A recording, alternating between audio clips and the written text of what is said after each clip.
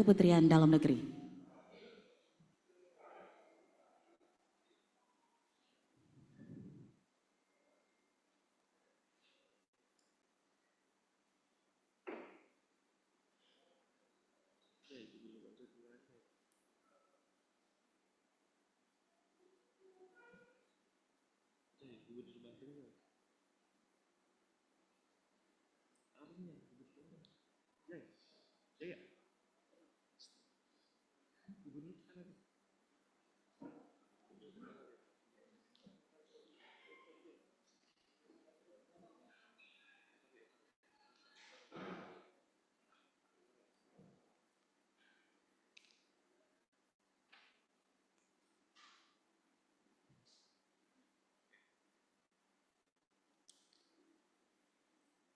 Bapak Ibu yang kami hormati, acara segera dimulai. Hadirin dimohon berdiri.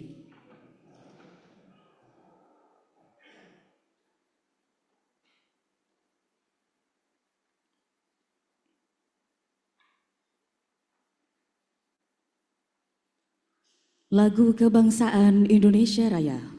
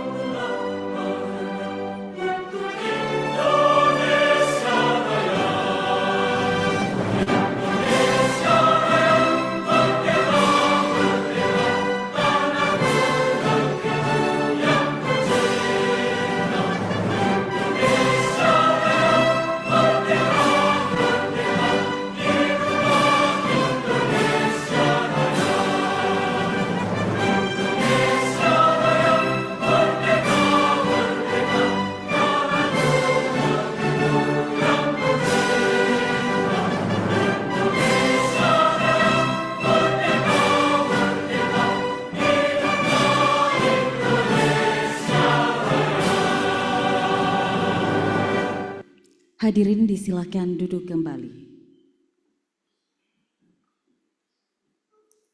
Yang terhormat Menteri Dalam Negeri Republik Indonesia Bapak Muhammad Tito Karnavian, Ketua Komisi Pemberantasan Korupsi Republik Indonesia Bapak Nawawi Popolako, yang kami hormati penjabat Gubernur DKI Jakarta, penjabat Gubernur Banten, yang kami hormati pula para gubernur, bupati, wali kota yang saat ini hadir secara langsung maupun yang terhubung secara virtual, pejabat pimpinan tinggi media dan pratama kementerian dan lembaga, perwakilan kepala sekolah se-DKI Jakarta serta hadirin yang berbahagia. Assalamualaikum warahmatullahi wabarakatuh. Selamat pagi, salam sejahtera untuk kita semua. Om Swastiastu, Namo Buddhaya, salam kebajikan. Bapak Ibu hadirin yang kami hormati, pendidikan anti korupsi merupakan langkah sistematis untuk meningkatkan pemahaman individu tentang bahaya dan konsekuensi negatif korupsi, serta mempromosikan nilai-nilai etika seperti kejujuran, integritas, dan moral yang kuat, khususnya dalam konteks pendidikan formal. Dan sebagai wujud komitmen antara pemerintah pusat dan pemerintah daerah dalam mengimplementasikan pendidikan anti korupsi, pada hari ini, Selasa 6 Februari 2024, akan kita ikuti bersama Rapat Koordinasi Nasional Implementasi Pendidikan Anti Korupsi di lingkungan pemerintahan daerah. Bapak Ibu yang berbahagia, untuk mengawali acara pada hari ini, marilah kita berdoa bersama yang akan dipimpin oleh Bapak Muhammad Iqbal Keutama. Bismillahirrahmanirrahim. Alhamdulillahi Rabbil Alamin. Wassalatu wassalamu ala ashrafil anbiya'i wal mursalin. Walhamdulillahi Rabbil Alamin. Ya Allah, Ya Rahman, Ya Rahim. Puji syukur kami panjatkan kehadirat-Mu atas nikmat yang tiada henti Engkau anugerahkan kepada kami. Pada pagi yang berbahagia ini, Engkau himpun kami dalam acara Rapat Koordinasi Implementasi Pendidikan Anti Korupsi. Ya Allah, Ya Jabbar, Ya Mutakabbir, telah Engkau ciptakan bangsa kami sebagai bangsa yang beradab dan berbudaya. Kami memohon kepadamu, Ya Allah, jadikanlah negara kami negara yang baldatun thayyibatun wa rabbul ghafur. Ya Allah, Ya Ghaffar, Ya Syakur, ampunilah setiap dosa kami, dosa kedua orang tua kami, guru kami, dan para pemimpin kami. Rabbana atina fid dunya hasanah wa fil akhirati hasanah wa qina azabannar. Subhana rabbika rabbil izzati amma yasifun wa salamun alal mursalin walhamdulillahi rabbil alamin. Bapak Ibu yang kami hormati, mari kita dengarkan bersama penjelasan umum pendidikan anti korupsi yang akan disampaikan oleh Deputi Pendidikan dan Peran Serta Masyarakat KPK kepada Bapak Wawan Wardiana. Disilakan.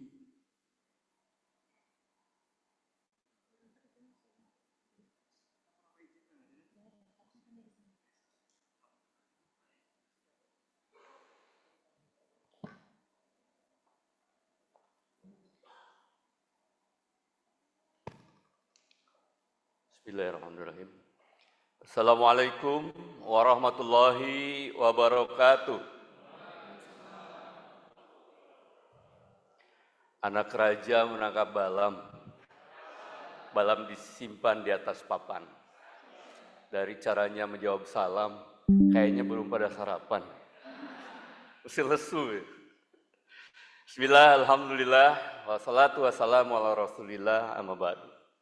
Yang saya hormati Pak Menteri Dalam Negeri, Pak Tito Karnavian. Yang saya hormati Ketua Komisi Pemberantasan Korupsi, Pak Nawawi Pomolango. Yang saya hormati pejabat Gubernur DKI, pejabat Gubernur Banten, yang secara luring hadir di sini, juga teman-teman wali kota dan bupati dari daerah khusus Ibu Kota Jakarta, dari Banten, kemudian juga dari Jawa Barat, yang secara luring, kemudian juga teman-teman yang hadir secara daring, karena hari ini acaranya adalah hybrid. Jadi beberapa yang hadir di sini, kemudian yang lainnya para gubernur, PJ gubernur, bupati, wali kota, PJ bupati, wali kota, itu yang lainnya hadir secara daring seluruh Indonesia. Termasuk juga para inspektur, para kepala dinas pendidikan provinsi yang hadir secara daring maupun secara luring. Teman saya, rekan saya, Pak Didi, selaku Deputi Koordinasi dan Supervisi dari Komisi Pemberantasan Korupsi. Bapak dan Ibu sekalian, di dalam menjalankan tugasnya, KPK melakukan pendekatan melalui 3 strategi. Yang pertama adalah strategi pendidikan. Diharapkan dengan pendidikan ini bagaimana kita membangun nilai-nilai integritas, nilai-nilai anti korupsi kepada seluruh individu masyarakat Indonesia agar ke depan apabila kita mengimplementasikan nilai-nilai anti korupsi ini, maka tidak ada lagi keinginan untuk korupsi. Pendekatan kedua adalah melalui pencegahan, yaitu perbaikan sistem. Agar dengan sistem yang baik, maka orang tidak bisa korupsi. Dan yang ketiga baru penindakan. Sebagai efek jera, kalau ada seorang sudah melakukan tindak pidana korupsi, maka harus dilakukan penindakan. 3 pendekatan ini tentunya tidak akan mungkin dilakukan hanya oleh KPK. Oleh sebab itu, peran serta masyarakat tentunya ini diharapkan dapat berkontribusi di dalam pemberantasan korupsi. Strategi pemberantasan korupsi melalui jalur pendidikan ini juga sejalan dengan amanat undang-undang 19 tahun 2019 di pasal 7, di mana menyebutkan bahwa dalam melaksanakan tugas pencegahan, KPK berwenang menyelenggarakan pendidikan anti korupsi pada setiap jejaring pendidikan. Pendidikan anti korupsi menyasar seluruh jejaring pendidikan dan jenjang pendidikan formal, mulai dari pendidikan anak usia dini, kemudian pendidikan dasar, pendidikan menengah, termasuk di dalamnya pendidikan tinggi, serta sekolah kedinasan, dan juga pendidikan dan pelatihan aparatur sipil negara. Strategi pendidikan anti korupsi atau kita dengan PAK ini diturunkan dalam 3 program utama. Ada yang bentuknya adalah insersi pada kurikulum, ada juga yang pengembangan integritas ekosistem pendidikan, dan juga pemberdayaan jejaring pendidikan. Bapak dan Ibu sekalian, dalam mendorong implementasi pendidikan anti korupsi, pada tahun 2018 yang lalu, KPK telah mengadakan rapat koordinasi nasional pendidikan anti korupsi, di mana pada rapat tersebut menghasilkan komitmen dan rencana aksi implementasi pendidikan karakter dan budaya anti korupsi, di mana komitmen tersebut ditandatangani oleh 5 kementerian dan lembaga. Di antaranya adalah Kementerian Riset, Teknologi, dan Pendidikan Tinggi, lalu ada Kementerian Dalam Negeri, ada Kementerian Agama, Kementerian Pendidikan dan Kebudayaan, termasuk di dalamnya adalah Komisi Pemberantasan Korupsi. Rencana aksi dan komitmen tersebut salah satunya menyepakati setiap lembaga untuk menerbitkan regulasi yang dapat digunakan semua satuan pendidikan dan satuan kerja di bawahnya untuk melakukan implementasi pendidikan anti korupsi, supaya ini menjadi perangkat penting di dalam mengawal secara intens implementasi pendidikan anti korupsi di Indonesia. Ada 4 hal yang menjadi prasyarat implementasi pendidikan anti korupsi agar mencapai sasarannya. Yang pertama adalah harus adanya regulasi. Yang kedua adalah adanya rencana kerja dan indikator capaian yang jelas tentunya. Yang ketiga adalah implementasi yang sesuai dengan elemen kunci PAK. Dan yang terakhir adalah adanya monitoring dan evaluasi. KPK menyadari bahwa pasca diterbitkannya regulasi PAK di masing-masing pemerintah daerah, tingkat implementasinya akan sangat beragam. Mungkin ada pemerintah daerah yang sudah langsung menerapkan dalam pembelajaran. Bahkan ada pemerintah daerah yang memasukkannya menjadi muatan lokal. Tetapi masih banyak juga Pemda yang berhenti hanya pada regulasi. Tidak ada tindak lanjut pasca regulasi tersebut diterbitkan. Pemantauan KPK di pemerintah daerah menunjukkan bahwa masih banyak pemerintah daerah yang tidak tahu dan kurang paham bagaimana memulai implementasi PAK ini hingga di satuan pendidikan. Oleh karena itu, KPK menyiapkan perangkat untuk mengimplementasikan PAK hingga satuan pendidikan, setidaknya sebagai standar minimal dan acuan bagi pemerintah daerah dan satuan pendidikan. Buku Stranas PAK ini dan panduan implementasi PAK nanti akan diserahkan kepada seluruh kepala daerah pada hari ini, tentunya secara simbolis. Nanti ada dari DKI dan Pemprov Banten, termasuk Jawa Barat. Kemudian nanti panduan implementasi PAK ini adalah sebagai dokumen dasar bagi satuan pendidikan dalam mengimplementasikan PAK. Memang kami tidak membuat terlalu rinci, sehingga ada ruang bagi penggunanya nanti untuk berinovasi dan menyesuaikan dengan kondisi dan kebutuhan satuan pendidikan masing-masing. Yang kami sampaikan adalah dasar-dasar yang menjadi pemandu, termasuk elemen kunci PAK, yaitu yang meliputi integrasi materi, penguatan melalui praktik, inisiatif menyeluruh, dan adanya budaya belajar kooperatif. Dalam Stranas PAK, strategi PAK dilakukan prinsip-prinsipnya adalah yang pertama substansi, yaitu bagaimana mengutamakan kualitas substansi, nilai integritas supaya menjiwai aspek-aspek pembelajaran yang dituangkan dalam setiap materi. Yang kedua adalah berjenjang dan berkelanjutan. Hal ini tentunya disesuaikan dengan kemampuan dari peserta didiknya. Yang berikutnya adalah komprehensif, di mana PAK ini disajikan dalam bermacam-macam bentuk kegiatan. Ada yang bentuknya intrakurikuler, ada yang ekstrakurikuler, dan ada juga dalam bentuk pembiasaan sehari-hari. Termasuk juga bagaimana metode pembelajarannya. Ada yang bentuknya project-based learning, ada problem-based learning, ada experimental learning, kemudian ada juga yang storytelling, dan lain-lain. Berikutnya adalah kreatif dan relevan, di mana kreatif agar suasana belajar menyenangkan dan mempermudah dalam penyerapan nilai-nilai integritas.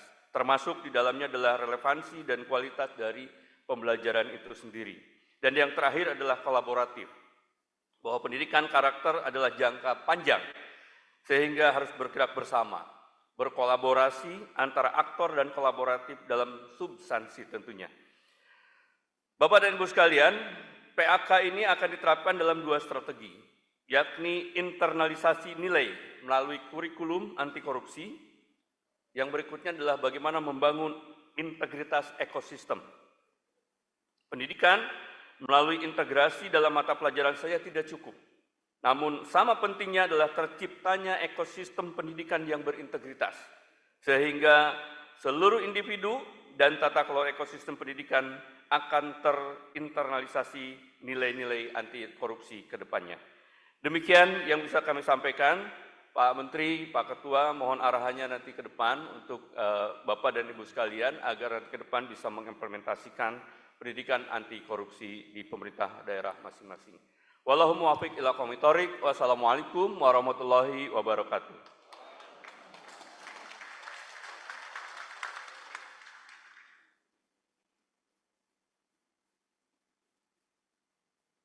Bapak Ibu yang berbahagia, untuk memberikan pemahaman yang lebih mendalam tentang pendidikan anti korupsi, mari kita saksikan bersama pemutaran video Strategi Nasional Pendidikan Anti Korupsi.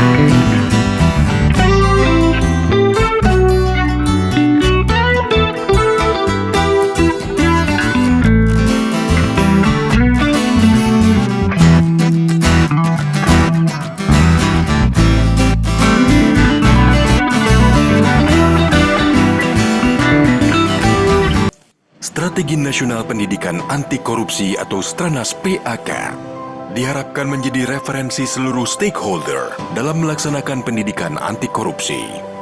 Dalam tataran operasional, Stranas PAK diturunkan dalam 4 panduan PAK, jenjang pendidikan dini dasar, pendidikan menengah, pendidikan tinggi, dan pelatihan ASN.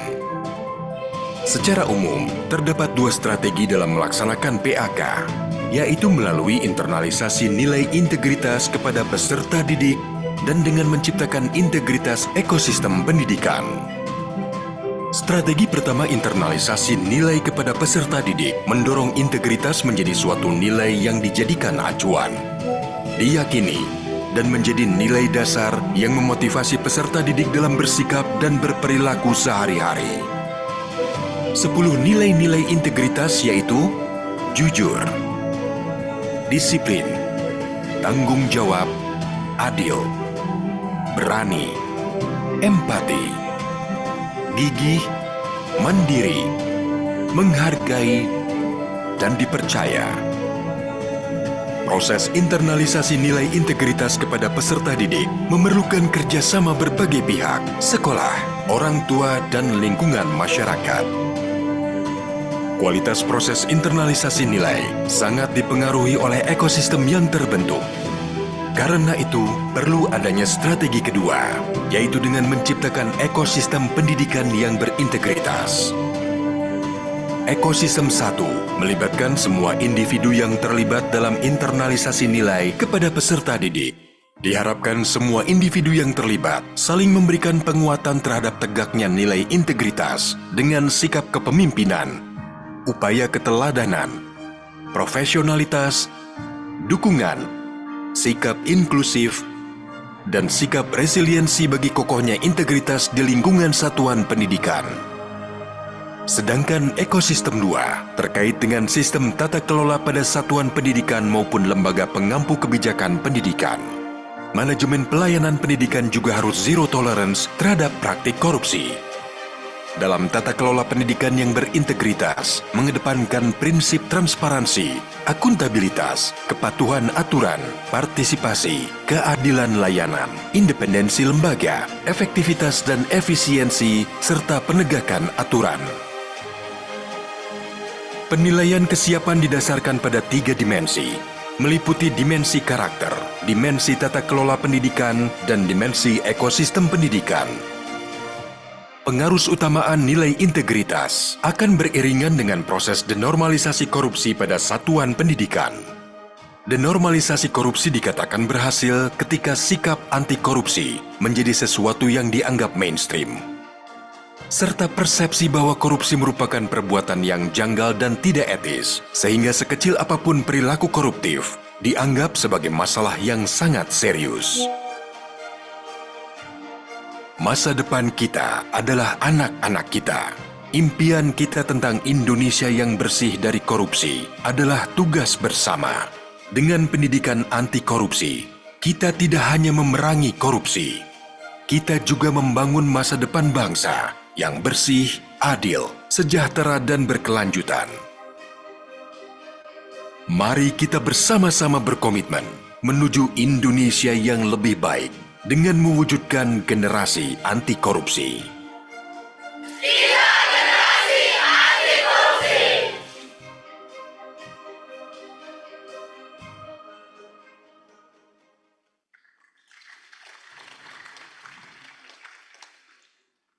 Terima kasih Bapak Ibu. Hadirin, selanjutnya akan kita saksikan bersama prosesi penyerahan dokumen Strategi Nasional Pendidikan Anti Korupsi, buku panduan implementasi pendidikan anti korupsi, dasar dan menengah, serta modul pembelajaran pendidikan anti korupsi kepada seluruh kepala daerah yang pada kesempatan kali ini akan diserahkan secara simbolis kepada penjabat Gubernur DKI Jakarta dan penjabat Gubernur Banten.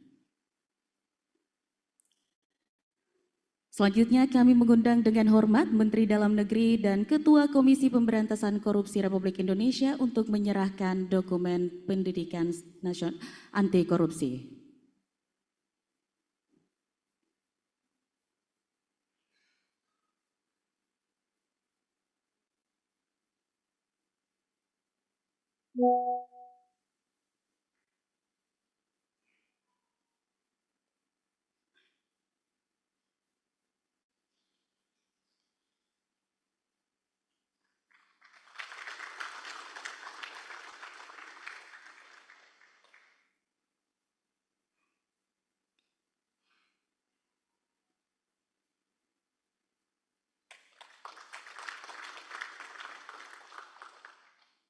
Dilanjutkan dengan sesi foto bersama.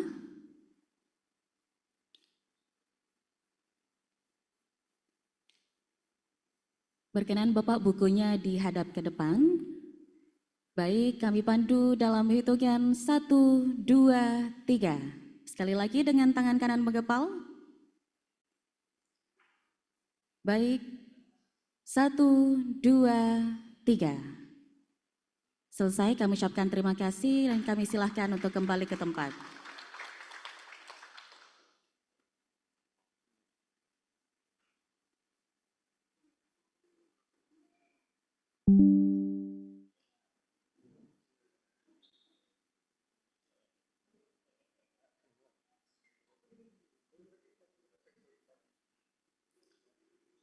Bapak Ibu yang kami hormati, mari kita saksikan wujud komitmen DKI Jakarta dalam mengimplementasikan pendidikan anti korupsi dalam tayangan berikut ini.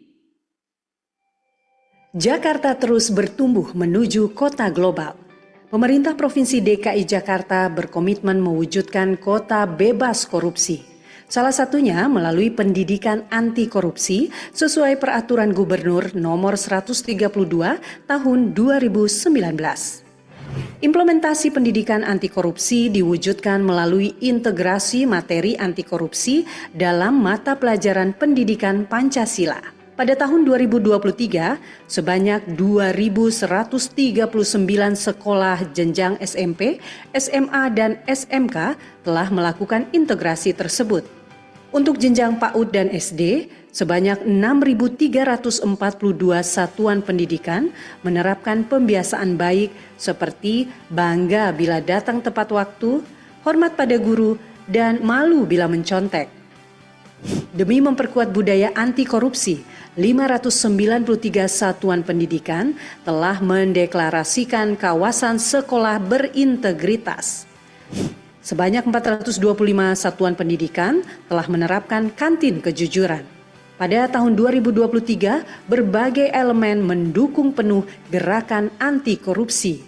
Di antaranya, program Jaksa Masuk Sekolah oleh Kejaksaan Tinggi DKI Jakarta. Program ini diikuti sekitar 200.000 peserta didik dari 532 SMA dan SMK. Gerakan anti korupsi lainnya dilaksanakan oleh tim Sapu Bersih Pungutan Liar melalui sosialisasi pencegahan pungli yang diikuti 1.250 kepala sekolah dan guru serta 12.145 peserta didik. Agar lebih masif, pemerintah Provinsi DKI Jakarta menggunakan bus penyuluh anti korupsi untuk mensosialisasikan nilai-nilai integritas dan anti korupsi.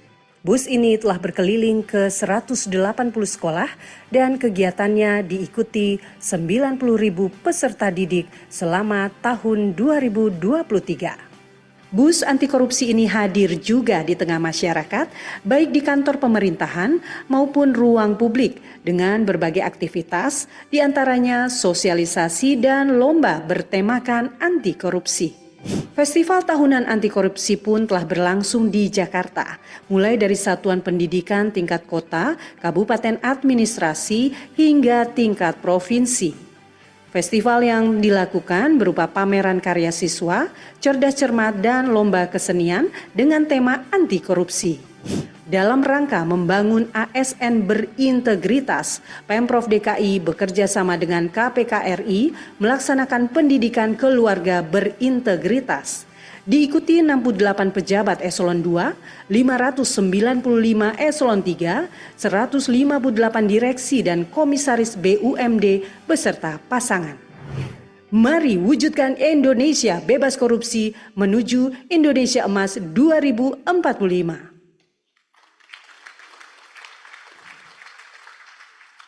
Hadirin yang berbahagia, selanjutnya mari kita dengarkan sambutan penjabat Gubernur DKI Jakarta kepada Bapak Heru Budi Hartodo. Kami silakan.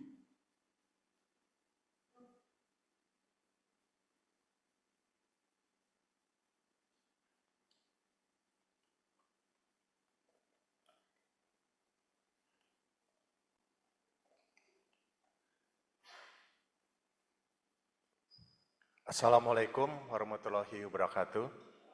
Salam sejahtera bagi kita semua. Om Swastiastu, Namo Buddhaya, salam kebajikan. Yang terhormat, yang kami banggakan, Menteri Dalam Negeri Republik Indonesia, Bapak Jenderal Polisi Purnawirawan Profesor Haji Muhammad Tito Karnavian, MA, PhD. Yang kami banggakan, kami hormati Ketua Komisi Pemberantasan Korupsi Bapak Nawawi Pomolango,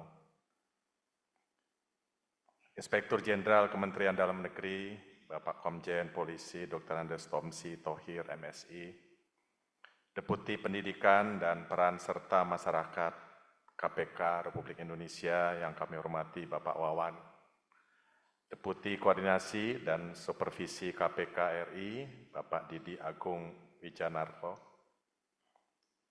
Pejabat Gubernur Banten, Bapak Al Muktabar, para Kepala Daerah, Gubernur, Wali Kota yang hadir secara langsung maupun secara hybrid atau virtual, para pejabat di lingkungan Kementerian Dalam Negeri dan Komisi Pemberantasan Korupsi Republik Indonesia, para pejabat di lingkungan pemerintah Provinsi DKI Jakarta dan para perwakilan kepala sekolah yang hadir pada pagi hari ini. Puji syukur kehadirat Allah Subhanahu wa Ta'ala, Tuhan Yang Maha Esa, hari ini kita diberikan kesehatan dan kesempatan untuk hadir pada acara rapat Koordinasi Nasional Implementasi Pendidikan Anti Korupsi di lingkungan pemerintah daerah, baik secara daring maupun luring. Terima kasih atas kesempatan yang diberikan kepada Pemprov DKI Jakarta untuk menyampaikan komitmen DKI Jakarta melaksanakan implementasi pendidikan anti korupsi. Kegiatan ini menjadi upaya bersama untuk terus menggaungkan semangat anti korupsi ke seluruh lapisan masyarakat, terutama di lingkungan pendidikan. Dalam menyongsong Indonesia Emas 2045, dunia pendidikan berperan penting dan strategis dalam menciptakan pribadi unggul, berkarakter, dan berintegritas. Untuk itu, budaya anti korupsi sangat penting ditanamkan sejak dini, demi menyiapkan generasi penerus pembangunan Indonesia. Melalui Peraturan Gubernur DKI Jakarta Nomor 132 Tahun 2019, Pemerintah Provinsi DKI Jakarta telah berkomitmen untuk mengimplementasikan penyelenggaraan pendidikan anti korupsi pada satuan pendidikan, aparatur sipil negara, pegawai badan usaha milik daerah, dan masyarakat penerima hibah atau bantuan dari pemerintah Provinsi DKI Jakarta. Pendidikan anti korupsi di satuan pendidikan dilakukan melalui kegiatan pembiasaan, penyampaian materi dalam materi pelajaran dan pemberian contoh keteladanan di lingkungan sekolah. Kami terima kasih kepada jajaran KPK telah memberikan 3 dokumen acuan pendidikan korupsi sebagai pedoman dalam pendidikan anti korupsi bagi peserta didik, siswa, guru, dan tenaga pendidik, termasuk juga orang tua murid, komite sekolah. Pedoman ini juga akan diterapkan pada ASN, pegawai BUMD, dan berbagai elemen masyarakat lainnya. Harapannya, nilai-nilai anti korupsi dapat membudaya dalam kehidupan masyarakat. Kami juga senantiasa berkomitmen terhadap pencegahan dan pemberantasan korupsi dengan melaksanakan berbagai program bersama KPK, seperti pengukuhan dan penyempatan duta keluarga berintegritas dan penyuluh anti korupsi, pembentukan komite advokasi daerah anti korupsi pemerintah Provinsi DKI Jakarta, serta peluncuran dan roadshow bus anti korupsi ke berbagai sekolah. Apresiasi ditujukan kepada Kementerian Dalam Negeri, Pak Menteri Dalam Negeri, dan Pak Ketua KPK Republik Indonesia yang terus mengawal upaya pencegahan dan pemberantasan korupsi di seluruh pemerintah daerah. Sinergi ini agar kita terus bisa berjalin kuat sebagai wujud komitmen bersama untuk memberantas korupsi di Indonesia. Tentunya kami berharap KPK juga dapat memberikan dukungan terhadap Pemda DKI untuk melaksanakan anti korupsi di 2024. Terima kasih, dan terakhir saya ingin membaca 2 pantun Pak Mendagri, Pak Ketua KPK, mohon izin. Beli kerak telur di jembatan besi. Pesan yang spesial telurnya 2. Terapkan pendidikan anti korupsi demi generasi emas Indonesia. Paling indah kencan berdua. Berbagi rasa penuh romansa. Ingat pesan para tetua. Basmi korupsi untuk kemajuan bangsa.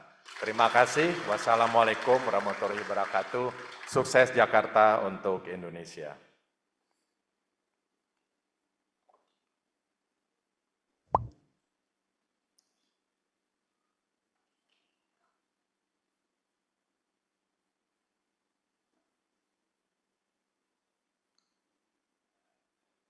Bapak Ibu yang kami hormati, berikutnya akan kita simak arahan Ketua Komisi Pemberantasan Korupsi kepada Bapak Nawawi Popolago dengan hormat disilakan.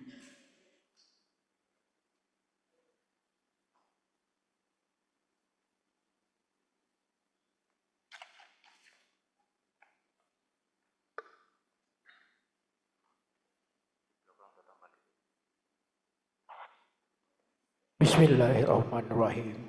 Assalamualaikum warahmatullahi wabarakatuh. Selamat pagi, salam sejahtera. Shalom, Om Swastiastu, Namo Buddhaya, salam kebajikan. Yang kami hormati Menteri Dalam Negeri, yang 2 hari ini sepertinya ketambahan tugas yang lebih berat lagi, pelaksana tugas Menteri Koordinator Politik Hukum dan Keamanan.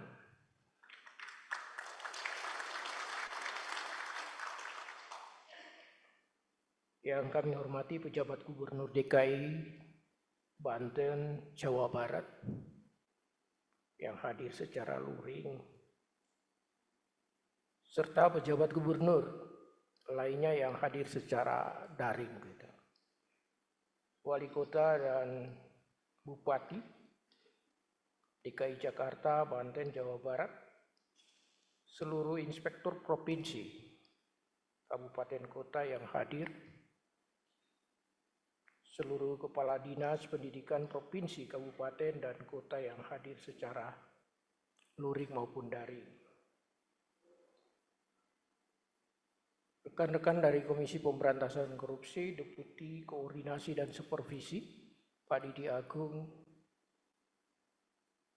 dan Deputi Pendidikan dan Peran Serta Masyarakat.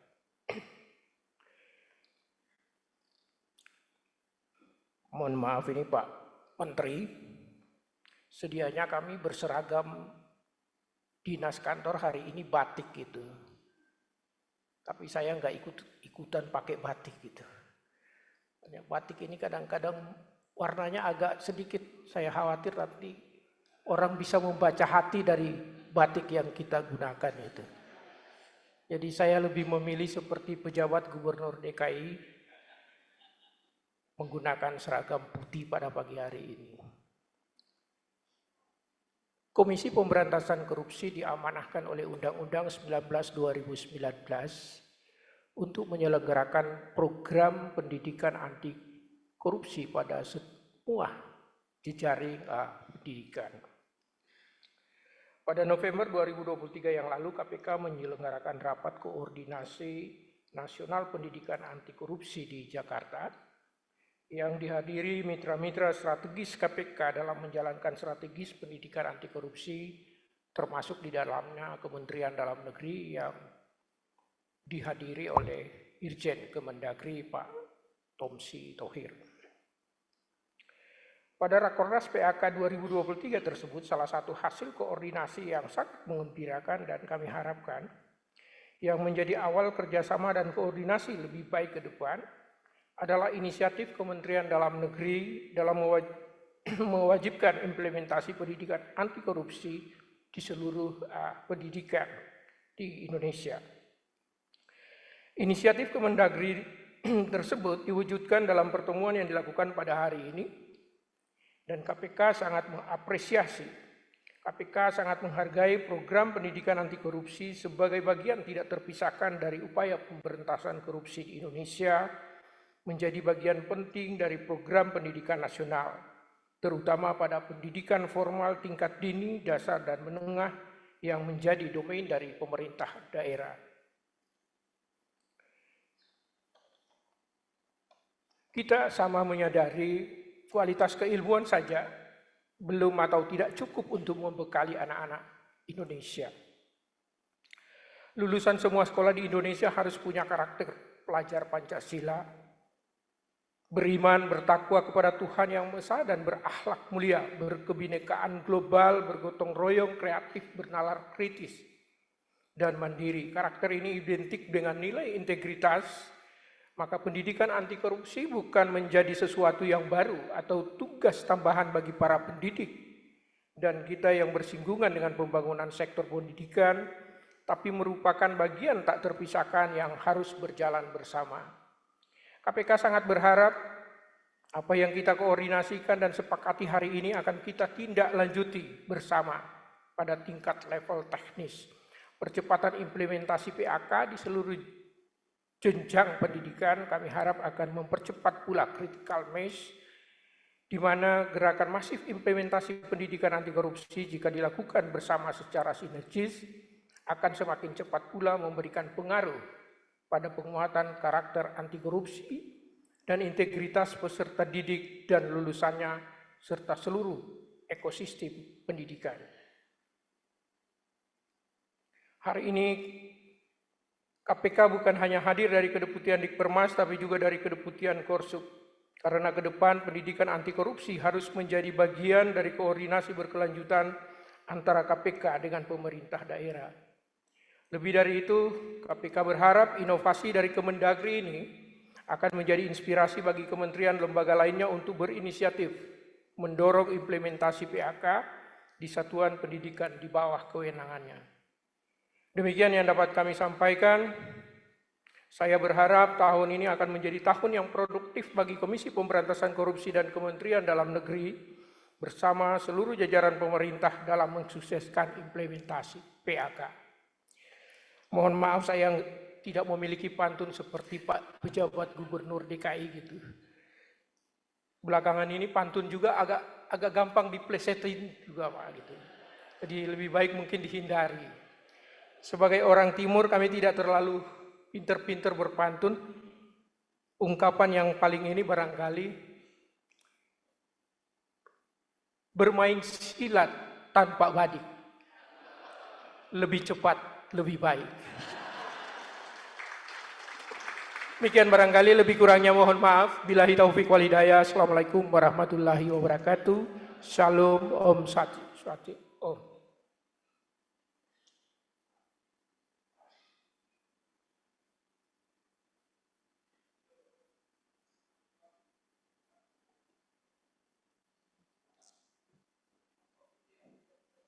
Hadirin sekalian, selanjutnya mari kita simak bersama arahan Menteri Dalam Negeri Republik Indonesia kepada yang terhormat Bapak Muhammad Tito Karnavian, disilakan.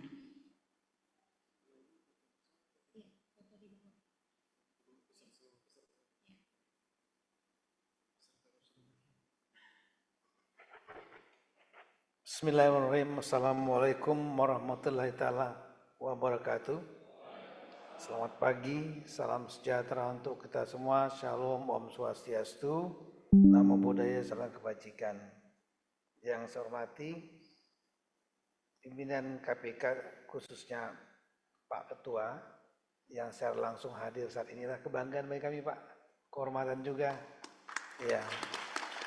Meskipun Bapak sudah beberapa kali ke sini, tapi dalam kapasitas sebagai ketua seperti ini baru pertama. Dan mudah-mudahan bukan yang terakhir, tapi bukan dalam rangka penindakan gitu.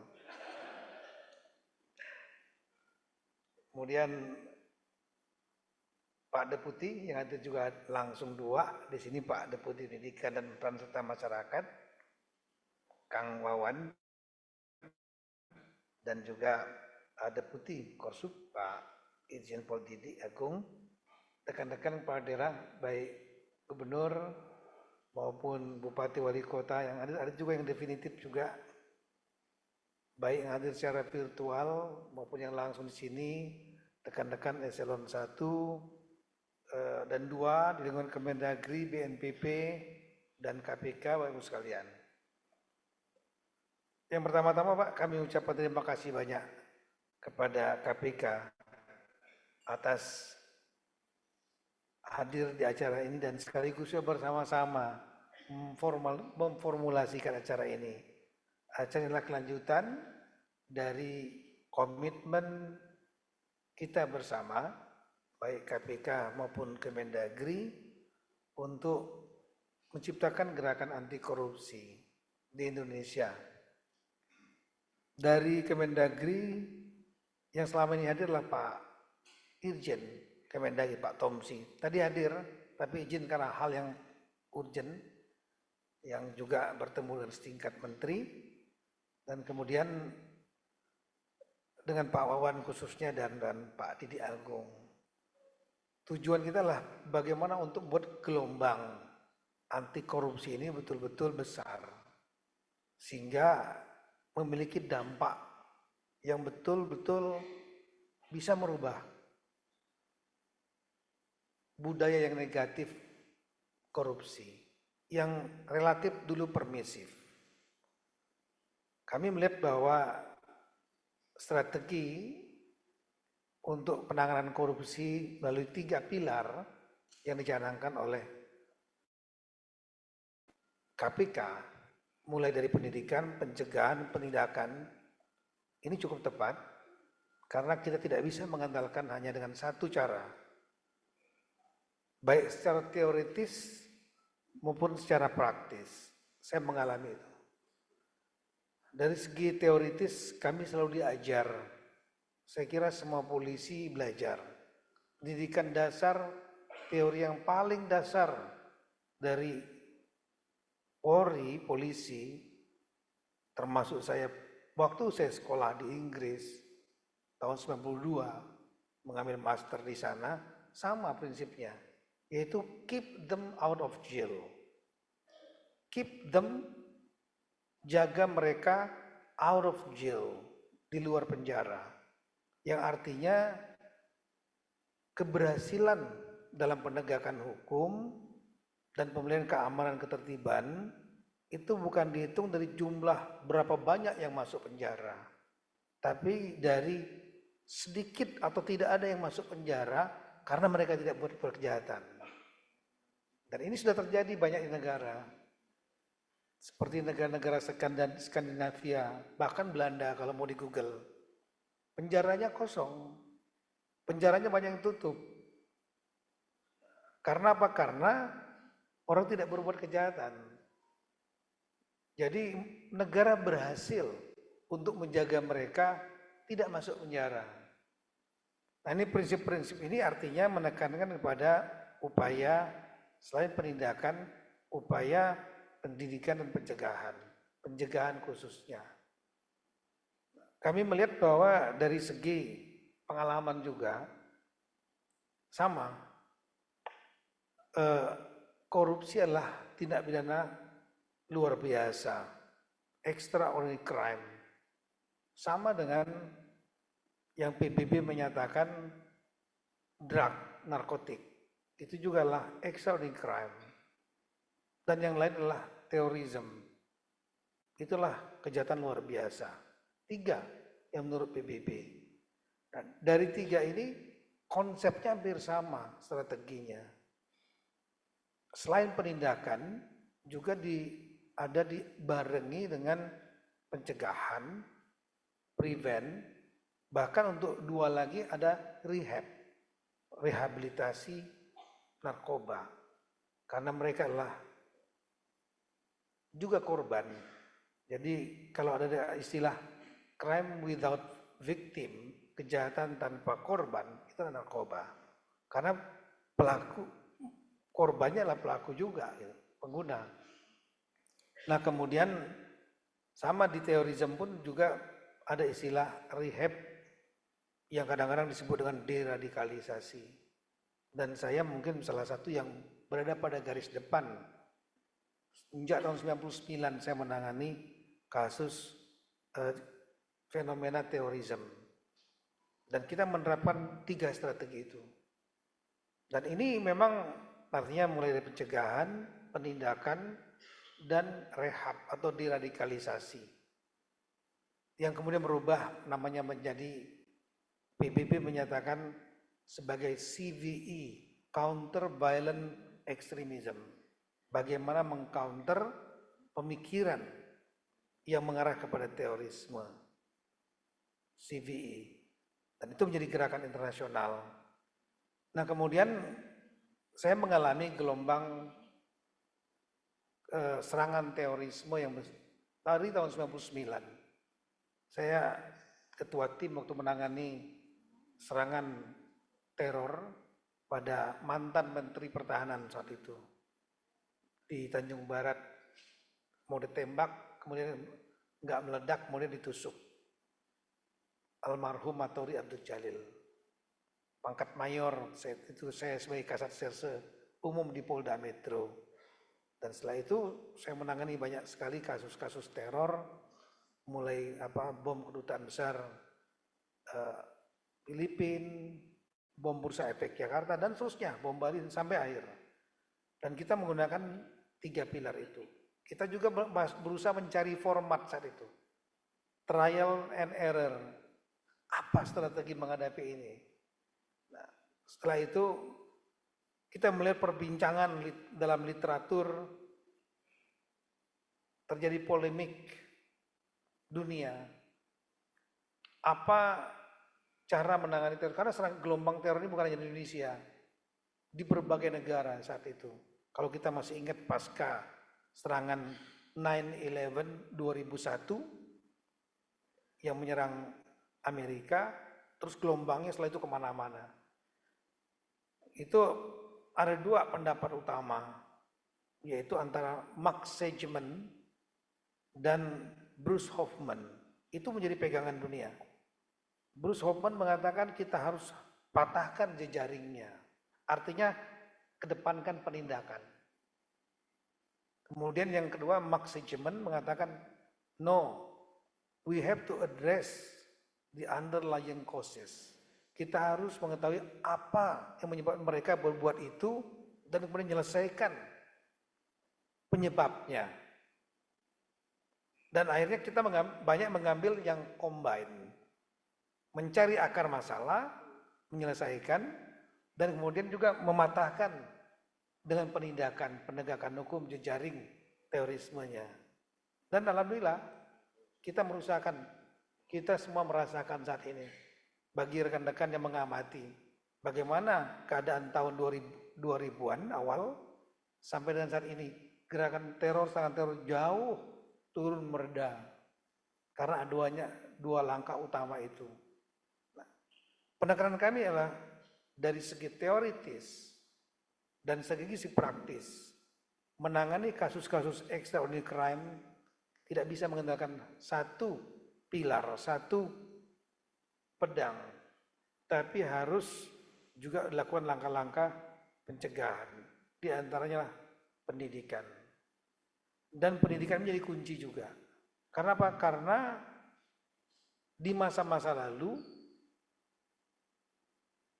perilaku koruptif itu dianggap permisif. Di beberapa daerah mungkin banyak yang beranggapan kalau ada pejabat yang kaya, wajar dia kaya. Kalau ada yang pejabat yang sudah menjabat terus kelihatan dia miskin, ya bodoh dia miskin. Itu menunjukkan perilaku permisif sadar tidak sadar.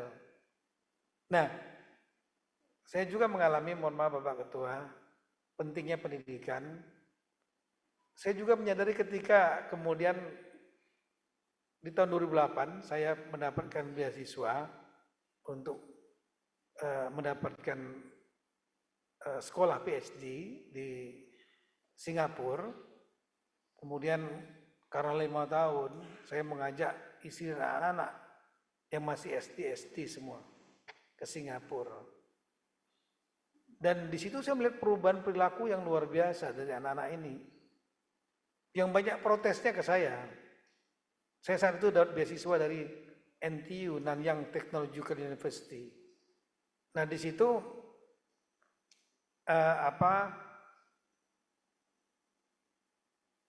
misalnya saja sekolah-sekolah di SD di Singapura digunakan sistem rayonisasi. Jadi kalau kita mendaftar online, nanti akan dikasih anak kita di dekat rumah. Dan ternyata biayanya lebih murah daripada ketika anak saya sekolah di Jakarta.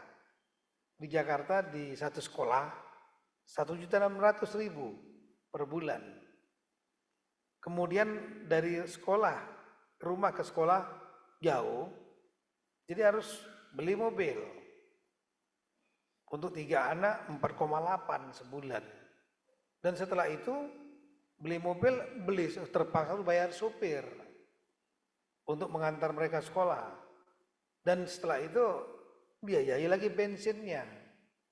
Tapi dengan sistem rayonisasi, tapi standar sekolahnya sama. Bahkan lebih baik daripada sekolah swasta. Kalau sekolah swasta kan dibiayai oleh orang tua. Sementara sekolah-sekolah yang pemerintah, publik, itu disubsidi negara. Singapura negara tidak memiliki sumber daya alam, maka 30% anggarannya buat pendidikan. Jadi nggak mungkin swasta bisa mengalahkan sekolah publik, sekolah negeri. Karena uang negara lebih banyak daripada uang swasta. Nah ini sehingga mendapatkan sekolah yang baik, walking distance, jalannya tidak perlu biaya kendaraan, jalan kaki, dan karena subsidi hanya $100. $100 per bulan. Waktu itu 600.000 kursnya. Jadi hanya 600.000. Sementara di sini 1,6 juta per orang.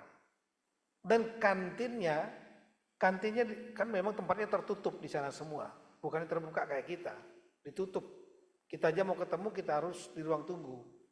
Dan kemudian kantinnya juga diinspeksi oleh Dinas Kesehatan dan makanannya pun diatur seperti minuman kalengan nggak boleh, kebanyakan gulanya nggak boleh, gorengan segala macam nggak boleh, dilihat gizinya diatur dan disubsidi lagi oleh pemerintah hanya $1 saja, $1.6.000 untuk makan siang.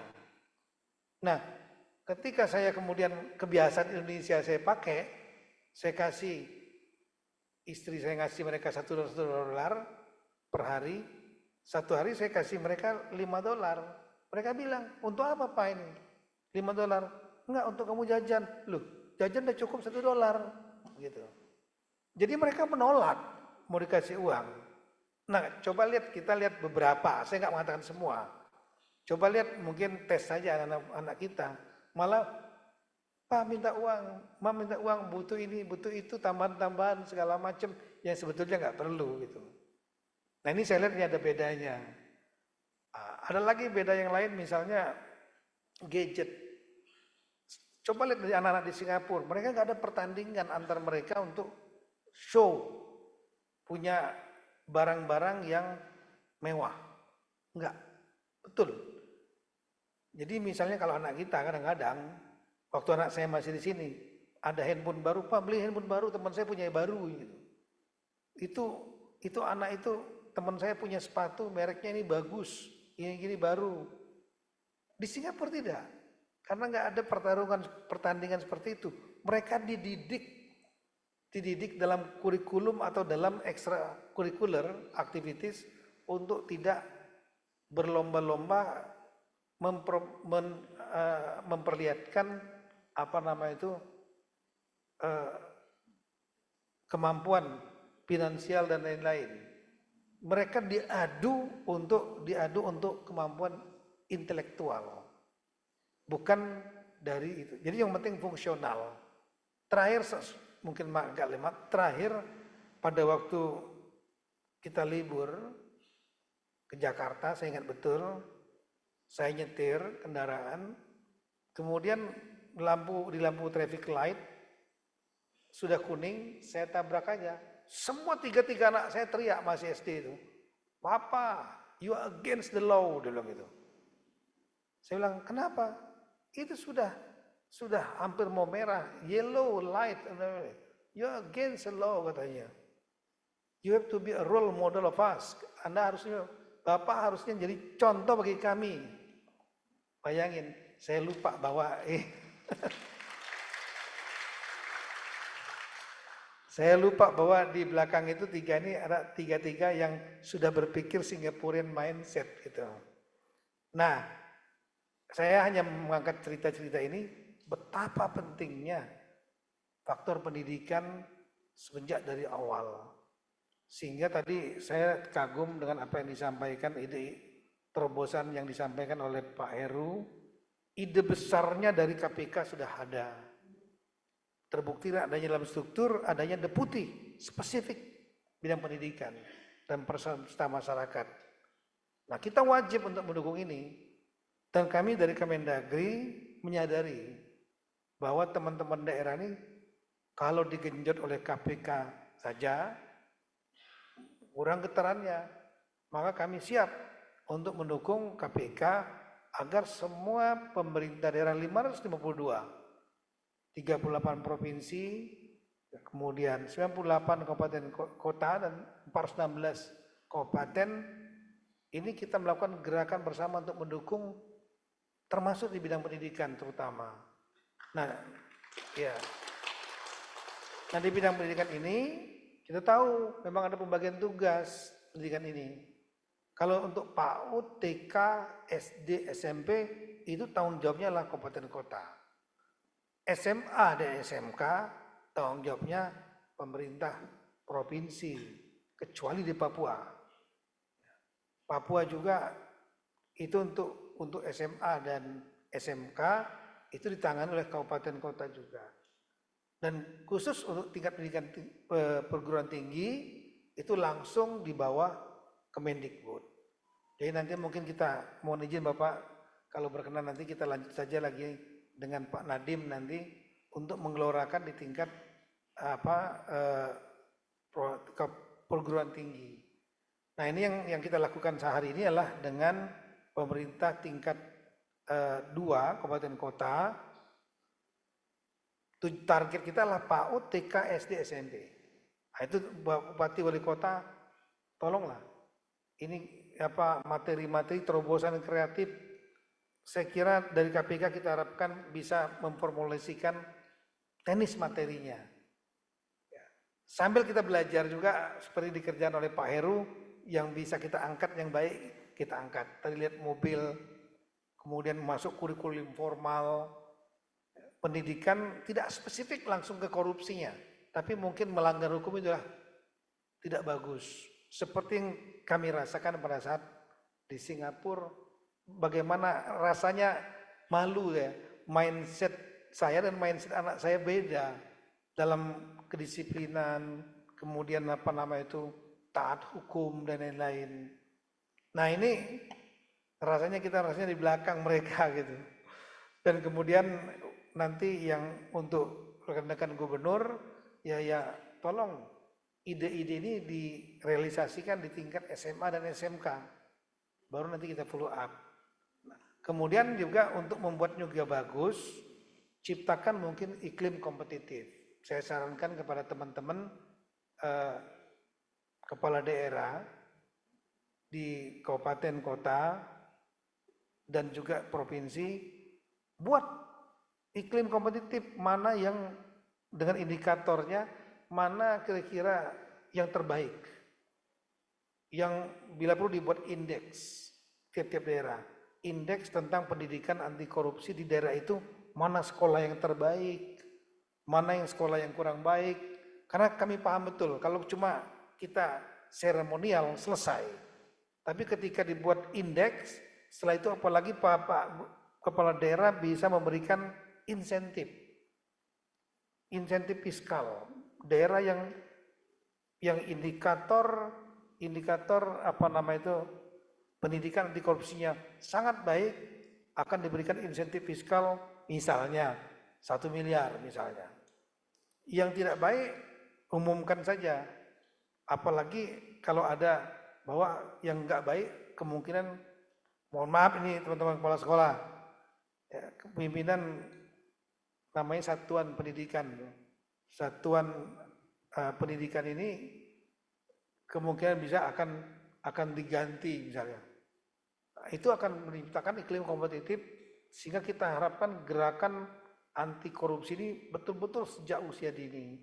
Dan kami yakin ini akan sangat berpengaruh, akan mengimbangi upaya-upaya penindakan. Bahkan penindakan mungkin nggak perlu terjadi. Dan yang berikutnya lagi tentu yang kita harapkan adalah upaya-upaya pencegahan. Nah, satu saran kami kepada teman-teman di sekolah, kalau kita ingin mendidik anak-anak kita untuk baik, mereka paham gerakan anti korupsi, bahwa anti korupsi itu adalah sesuatu yang tabu, sesuatu yang buruk dan negatif. Itu harus ditanamkan pada mereka. Melanggar hukum itulah negatif. Crime doesn't pay. Membuat kejahatan itu akan merugikan bagi mereka. Mereka nggak bisa menikmati fasilitas negara yang ada. Nah, kita sudah melihat kalau itu ingin terjadi, ya tolong juga di pendidikan, lingkungan pendidikan juga harus bersih-bersih, harus merapikan diri. Karena banyak juga problema tidak pidana korupsi di bidang pendidikan. Bidang pendidikan itu adalah anggaran terbesar. 20% dari anggaran APBN buat pendidikan. Dan 20% anggaran di daerah itu juga untuk pendidikan. 1.200 triliun. Dari 1.200 triliun itu 20% diantaranya adalah untuk pendidikan. Itu porsi terbesar. Yang kita harapkan nggak hanya sekedar membelanjakan aja, tapi betul-betul ada manfaatnya. Jadi kata Bapak Presiden bukan hanya sen terkirim, terrealisasi, tapi delivered. Manfaatnya ada, dirasakan.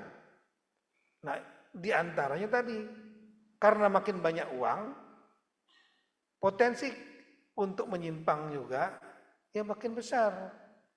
Oleh karena itu tolong kalau kita ingin menciptakan memberantas budaya anti korupsi sejak dini, lingkungan pendidikan yang mengerjakan itu juga harus bersih-bersih diri.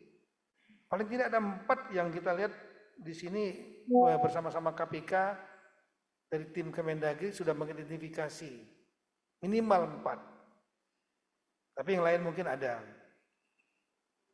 Mulai penerimaan peserta didik baru. Ini kemarin banyak dari KPK yang udah nangkep itu. Salah satunya di Lampung dan lain-lain. Ini juga lahan untuk koruptif. Udahlah KPK udah paham yang begini. Penegak hukum semua udah paham. Kemudian penyalahgunaan dana bantuan operasi sekolah. Hati-hati. Kemudian tambahan penghasilan guru tunjangan yang kemudian dipotong oleh oknum-oknum tertentu. Nah, ini terutama di pemerintahan. Pungutan liar untuk proses perizinan di lingkungan pendidikan. Seperti tadi ada nomor pokok sekolah nasional, rekomendasi mutasi siswa masuk keluar, legalisir ijazah, banyaklah. Ini praktek-praktek ini sekali lagi tolong untuk dibersihkan. Karena percuma kalau sudah lembaga pendidikan dan pendidiknya koruptif, ya ini upaya kita ini akan hanya lip service. Nah, yang berikutnya lagi adalah kepala daerah. Nah, kepala daerah sama. Kita ingin kepala daerah menjadi leading sektor untuk pendidikan anti korupsi di daerahnya masing-masing. Kalau kepala daerah memiliki komitmen yang kuat dan pengawasan konsep yang kuat, itu akan berhasil. Tapi kalau seandainya kepala daerahnya tidak memiliki komitmen, hanya seremonial, nggak akan ada, ini juga nggak akan sukses. Untuk itu teman-teman kepala daerah betul-betul saya minta betul-betul bekerja yang baik, terutama yang PJ-PJ ini. PJ-PJ ini ada 200 lebih, ini momentum bagi teman-teman PJ, karena teman-teman PJ ini tidak memiliki biaya politik untuk menjadi kepala daerah sekarang. Nggak ada biaya politiknya. Di Kemendagri saya sangat keras sekali. Kalau ada yang transaksional 210 lebih, saya akan bawa sendiri dan saya serahkan KPK. Sudah saya sampaikan begitu. Jadi tujuan apa? Tujuan kita kalau kita sudah tidak ada transaksional di sini, di bawah jangan transaksional. Untuk mutasi dan lain-lain, mainkan APBD, semua modus itu sudah hafal semua teman-teman APH. Sangat detail pengadaan barang jasa, semua hafal. Sudah biasa dengan itu, tinggal kalau berbuat buruk pasti kena aja. Nah, kita tidak inginlah rekan-rekan PJ yang cuma setahun karirnya hancur karena memanfaatkan momentum ini untuk kepentingan diri sendiri. Juga kepada teman-teman definitif, saya tahu salah satu masalahnya adalah biaya politik yang tinggi untuk menjadi PJ, untuk menjadi running di election. tim sukses dan lain. Ini juga menjadi akar masalah yang mungkin perlu disampaikan. Ke depan kita perlu cari apa solusinya bersama Pak Nawawi. Karena ini menjadi keluhan dari teman-teman. Memang faktanya begitu, membutuhkan biaya politik yang tinggi untuk pemilihan secara terbuka saat ini. Tim sukses, baliho, kampanye, dan lain-lain itu semua memerlukan biaya dan tidak murah. Dan ini salah satu pendorong, di samping greedy, keserakahan. Tapi ada akar masalah itu. Yang paling akhir, mohon maaf kalau terlalu panjang, kami lihat ini momentum bagus. Yang terakhir kami melihat Bapak, kami berprinsip bahwa analogi pelari maraton, juara dari maraton dunia, Olimpiade, itu harus orang yang sehat. Tapi tidak semua orang sehat bisa menjadi juara lari maraton. Tapi yang pasti kalau orang yang sakit nggak mungkin juara lari maraton. Analoginya kira-kira kalau kita ingin menciptakan situasi pemerintahan yang anti korupsi, maka kesejahteraan menjadi kunci. Jadi peningkatan kesejahteraan, paling tidak yang basic, sandang, pangan, papan, dan biaya-biaya yang lain terpenuhi. Kalau seandainya kesejahteraan tersebut sudah dipenuhi, juga nggak menjamin korupsi akan hilang. Tapi yang pasti, kalau semua faktor-faktor kesejahteraan dan lain-lain jauh di luar kebutuhan, mereka pasti akan korupsi. Nah, untuk itu saya kira upaya untuk mendorong peningkatan kesejahteraan menjadi penting.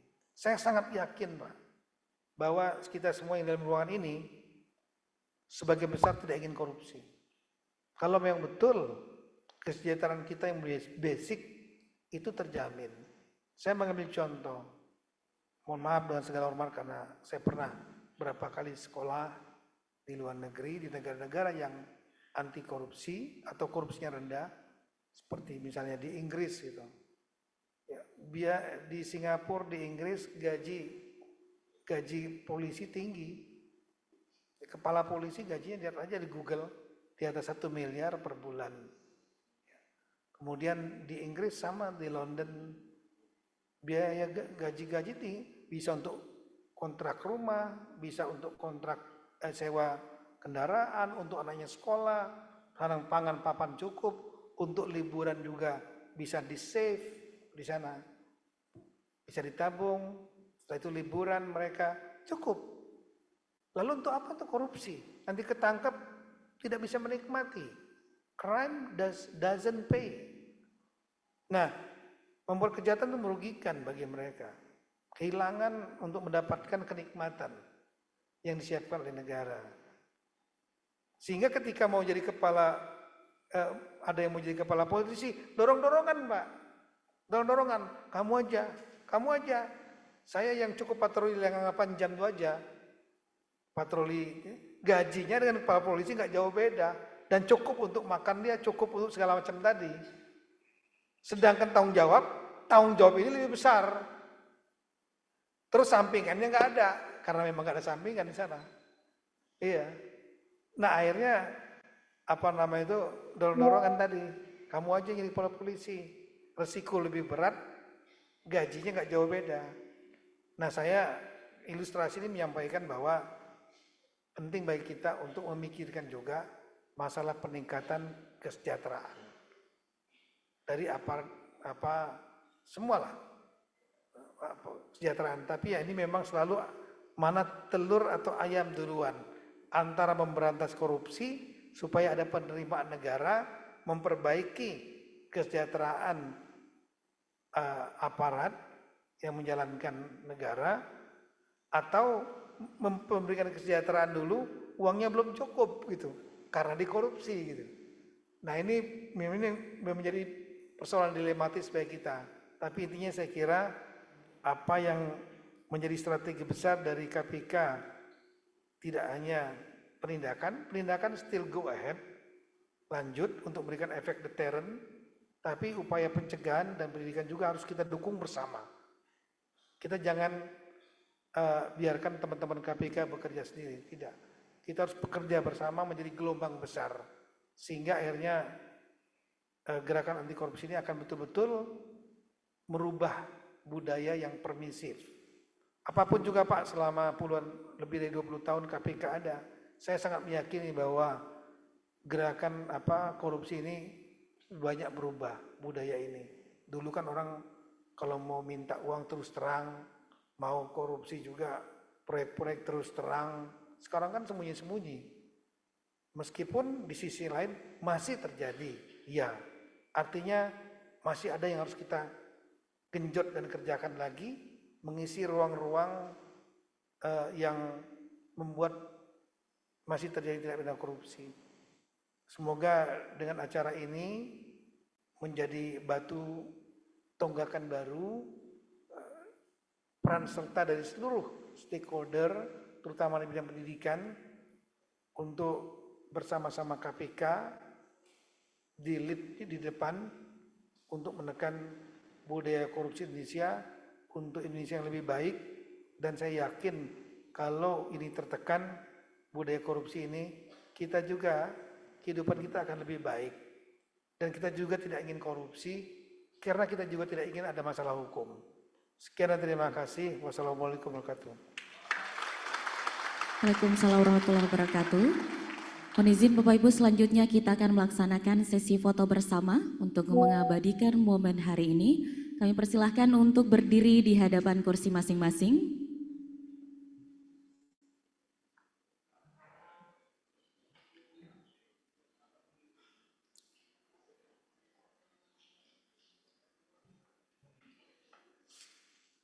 Baik, rekan-rekan juru foto silakan menempatkan diri di atas panggung.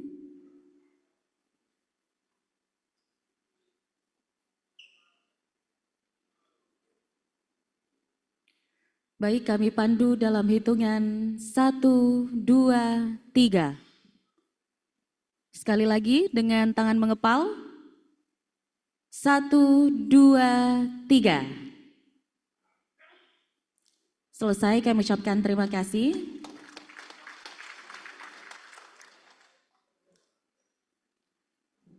Baik Bapak Ibu yang kami hormati, kami ucapkan terima kasih atas kehadiran Bapak Mendagri dan Bapak Ketua KPK dalam Rakornas Implementasi Pendidikan Anti Korupsi pada hari ini. Mohon izin selanjutnya untuk para peserta agar tidak meninggalkan tempat karena setelah ini akan ada penjelasan teknis dari KPK.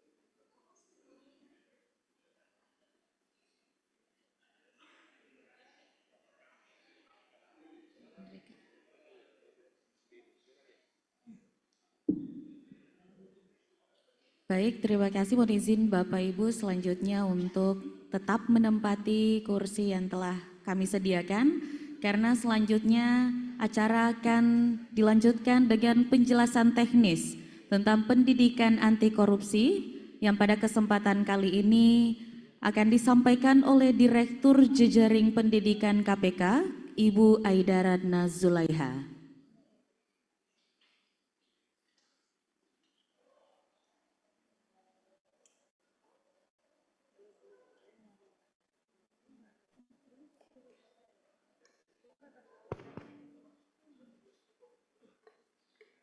Bismillahirrahmanirrahim. Assalamualaikum warahmatullahi wabarakatuh. Selamat pagi, salam sejahtera untuk kita semua. Bapak dan Ibu yang saya hormati, para peserta Rakornas Pendidikan Anti Korupsi untuk pemerintah daerah yang masih hadir di level teknis pada pagi hari ini. Yang baik hadir secara daring maupun secara luring tentunya. Baik, menindaklanjuti tadi yang sudah disampaikan dan sudah kita canangkan untuk mengimplementasikan pendidikan anti korupsi, hari ini saya akan menjelaskan secara teknis apa yang akan kita lakukan dalam waktu dekat untuk mengimplementasikan dan merealisasikan pendidikan anti korupsi hingga satuan pendidikan. Jadi Bapak dan Ibu di sini yang hadir, para kepala dinas pendidikan, inspektorat, para kepala sekolah, baik daring dan luring, mungkin bisa mulai mempersiapkan ini untuk sebagai panduan bagaimana kita nanti mulai mengimplementasikan di level satuan pendidikan. Sebelumnya saya sampaikan bahwa kewajiban implementasi pendidikan anti korupsi di tingkat pendidikan formal, di pendidikan formal itu sebenarnya sudah dicanangkan pada akhir tahun 2018, waktu itu pada saat Rakornas Pendidikan Anti Korupsi. Di situ para pemangku kebijakan di pendidikan, di sektor pendidikan, Menteri Pendidikan dan Kebudayaan, Menteri Ristek dan Teknologi serta Pendidikan Tinggi, waktu itu masih dikti di bawah Ristek, kemudian Menteri Agama dan Menteri Dalam Negeri, waktu itu sudah berkomitmen untuk mengimplementasikan pendidikan karakter dan budaya anti korupsi. Itu di akhir tahun 2018 Bapak dan Ibu. Setelah itu diikuti dengan regulasi, ini kita lihat di level pemerintah daerah ya, langsung kita diikuti oleh regulasi dari Menteri Dalam Negeri melalui surat edaran yang ditujukan kepada Bupati Wali Kota serta kepada Gubernur. Di mana di dalam surat edaran itu disebut bahwa untuk mengimplementasikan pendidikan karakter dan budaya anti korupsi di pendidikan formal yang diampu. Jadi kalau di kabupaten kota adalah pendidikan dini dasar, kemudian di provinsi adalah pendidikan menengah. Itu di tahun 2019 Bapak dan Ibu. Jadi setelah surat edaran Mendagri itu kemudian sudah mulai banyaklah terbit regulasi kewajiban implementasi pendidikan anti korupsi di tingkat pemerintah daerah. Kemudian untuk percepatannya sebenarnya setahun yang lalu di akhir tahun 2022 Kemendagri melalui Dirjen Bina Pembangunan Daerah itu juga sudah mengeluarkan surat nomor 420 itu tentang percepatan implementasi regulasi pendidikan anti korupsi, karena hingga tahun 2022 tersebut Bapak dan Ibu belum seluruh pemerintah daerah menerbitkan regulasi pendidikan anti korupsi, sehingga dibuatlah surat dari Dirjen Bina Pembangunan Daerah Kemendagri untuk melakukan percepatan, setidaknya percepatan regulasinya lebih dahulu. Di dalam surat tersebut juga disebutkan bahwa pendidikan anti korupsi itu harus dianggarkan sebagai bagian dari 20% anggaran pendidikan di APBD-nya. Di surat edarannya tersebut berbunyi seperti itu.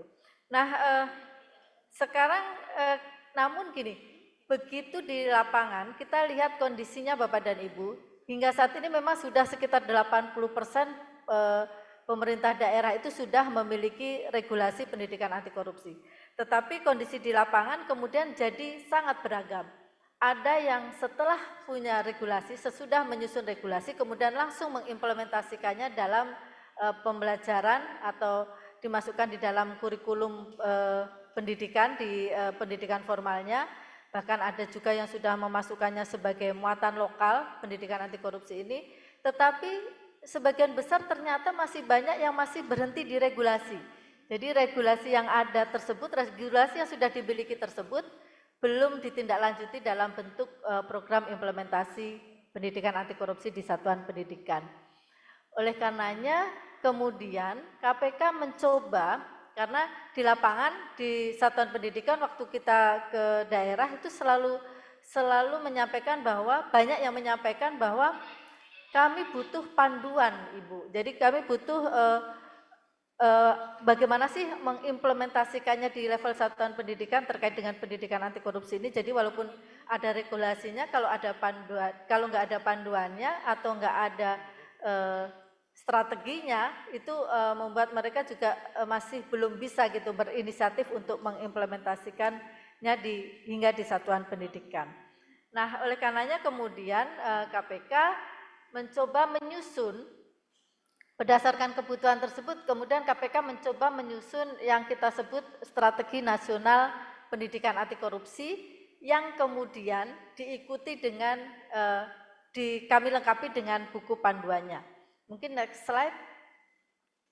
Nah, jadi begitu Bapak dan Ibu, kita coba mulai tahun 2022 kita coba susun Stranas Pendidikan Anti Korupsi. Jadi ini adalah dokumen akademis kita yang menurunkan strategi pendidikan dalam strategi pendidikan anti korupsi sebagai bagian dari strategi pendidikan nasional. Itu kita buatkan strategi nasionalnya dalam bentuk dokumen akademis. Kemudian kita turunkan dokumen akademis tersebut dalam bentuk panduan implementasi. Ya, jadi ini panduan implementasi ini merupakan dokumen teknis dari operasional turunan dari Stranas Pendidikan Anti Korupsi tersebut. Nah, untuk kemudian Stranas serta panduan ini nanti diimplementasikan secara masif ke seluruh satuan pendidikan, kita sudah mencoba melakukan uji coba terhadap Stranas dan panduan ini. Jadi di tahun 2023 kemarin kita melakukan piloting Stranas Pendidikan Anti Korupsi dan panduan implementasi ini kepada 3 wilayah provinsi yang kita anggap di dalamnya tentu ada kabupaten kota yang kami anggap mewakili pertimbangan keterwakilan. Jadi daerah yang lebih kategori yang mungkin lebih maju sistem pendidikannya, kemudian juga daerah yang sedang dan mungkin ada yang agak rendah. Kita jadi perwakilan kemarin di Jawa Barat, Lampung dan Papua Barat Daya. Nah, di situ seluruh kita uji cobakan Stranas dan panduan ini untuk seluruh level satuan pendidikan yang nanti akan mengimplementasikan dari pendidikan dini, dasar, menengah, tinggi juga dan juga bahkan di SDM di kedinasan. Nah, hasil dari uji coba tersebut Bapak dan Ibu kemudian menjadi bahan penyempurnaan dari Stranas Pendidikan Anti Korupsi dan panduan yang kita harapkan kemudian setelah kita lakukan penyempurnaan, kita anggap sudah relatif lebih operasional nanti di lapangan materi ini bisa kemudian diimplementasikan secara masif di tingkat satuan pendidikan hingga level kabupaten kota. Nah, lanjut mungkin di slide-nya. Nah, ini Bapak dan Ibu panduan yang ada dan Stranas dan Strategi Nasional Pendidikan Anti Korupsi kita sudah buatkan kita sesuaikan dengan jenjang pendidikan. Jadi tadi dokumen akademisnya ada di Stranas Strategi Nasional Pendidikan Anti Korupsi, jadi itu nanti bisa dipelajari dokumen akademisnya di sana, kemudian kita turunkan, mencoba menurunkannya dalam bentuk panduan-panduan sesuai dengan jenjang pendidikan. Jadi akan ada panduan pendidikan anti korupsi di level pendidikan dini dan dasar yang nanti berarti ada diampu oleh pemerintah kabupaten kota. Kemudian ada panduan juga pendidikan anti korupsi untuk pendidikan menengah, berarti nanti diampu di bawah pemerintah provinsi, di bawah Dinas Pendidikan Provinsi. Kemudian panduan pendidikan anti korupsi untuk pendidikan tinggi, itu nanti kita juga sampaikan ke seluruh perguruan tinggi, di bawah langsung ke Mendikbud, serta panduan implementasi pendidikan anti korupsi untuk ASN, terutama di program-program pelatihan ASN. Nah, ini juga bisa dimanfaatkan oleh pemerintah provinsi, terutama nanti untuk ASN di bawah pemerintah provinsi dan pemerintah kabupaten kota untuk ASN di bawah pemerintah kabupaten kota. Nah, ini Bapak dan Ibu, kita berharap setelah kita luncurkan, sebenarnya sudah kita luncurkan di tahun kemarin di November 2023 pada saat Rakornas Pendidikan Anti Korupsi, maka di tahun 2024 ini adalah waktunya untuk mensosialisasikan dan mengimplementasikannya secara masif di seluruh Indonesia. Nah, selanjutnya adalah jadi apa yang harus dilakukan oleh para pemangku kebijakan dan operasional di sekolah terkait dengan implementasi pendidikan anti korupsi ini.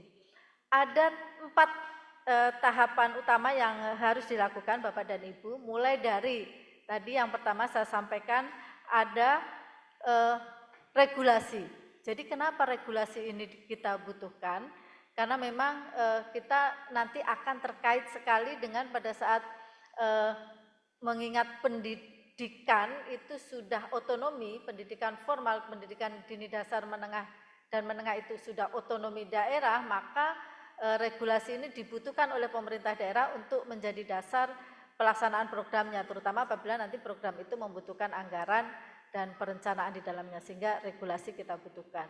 Kemudian setelah regulasi ada, maka harus ada rencana kerja dan sumber daya. Rencana kerja tentu terkait dengan program apa yang akan dilakukan dalam pendidikan anti korupsi, kita masukkan di dalam bagian dari perencanaan program pemerintah daerah, dan juga sumber daya yang diperlukan, sumber daya baik anggaran maupun SDM tentunya. Kemudian setelah itu baru pada saat melakukan implementasi pendidikan anti korupsi, berarti ini adalah teknis di lapangan bahwa pendidikan anti korupsi itu terimplementasikan di satuan pendidikan.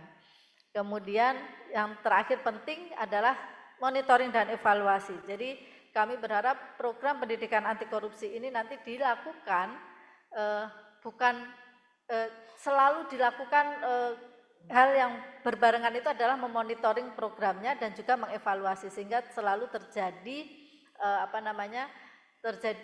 program-program ini bisa terjadi peningkatan kualitas dan akan selalu berkelanjutan dilaksanakannya. Jadi kalau lebih detail ini saya coba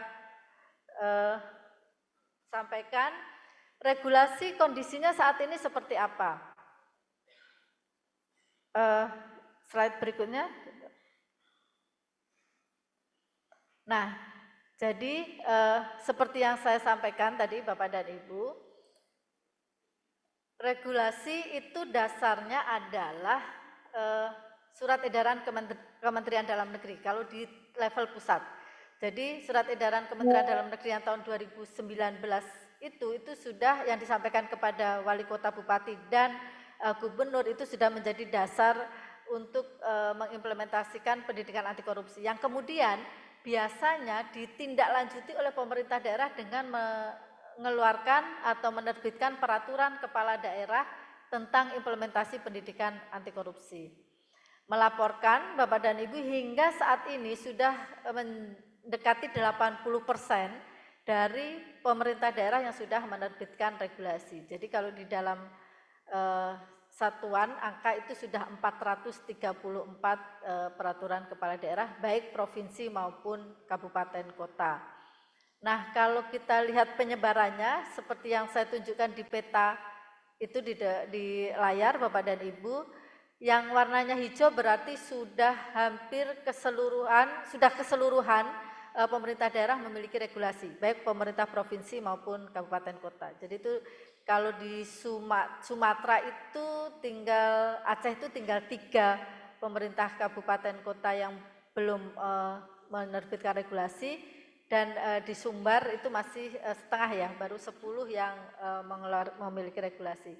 Yang lain berarti yang tidak disebut di situ berarti yang warnanya hijau itu berarti semuanya sudah memiliki regulasi. Di Jawa sudah keseluruhan, di Kalimantan tinggal Kalimantan Tengah, kemudian kalau di Sulawesi itu masih ada Sulawesi Tengah dan Sulawesi Tenggara, di NTB juga masih setengahnya, di Maluku itu baru 3 dari 12 atau 8 ya itu, kemudian di Maluku Utara baru 4 dari 11 dan sebagian besar ini di Papua, di provinsi-provinsi yang ada di Pulau Papua itu belum. Jadi